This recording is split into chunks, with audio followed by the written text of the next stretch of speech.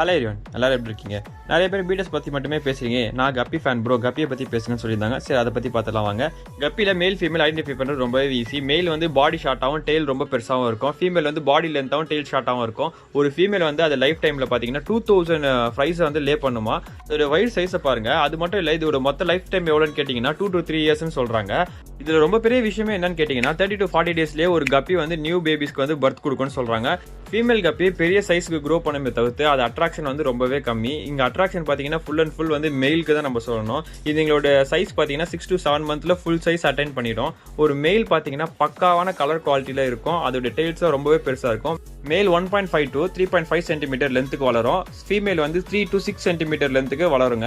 அது மட்டும் இல்லாமல் இதுங்களோட வாட்டர் டெம்பரேச்சர் பார்த்தீங்கன்னா நம்ம 64 to 84 டிகிரி ஃபாரன்ஹீட்டுக்கு மெயின்டைன் பண்ணி ஆகணும். இந்த வீடியோ உங்களுக்கு பிடிச்சிருந்தா நம்ம சேனலை சப்ஸ்கிரைப் பண்ணுங்க. உங்களுக்கு எதனா டாபிக் ஃபிஷ் ஓரியன்டெட்ல பேசணும்னு நினைச்சீங்கன்னா நம்ம கமெண்ட் செக்ஷன்ல பிங்க் பண்ணுங்க. கண்டிப்பாக நான் முடிஞ்சதை ட்ரை பண்றேன்.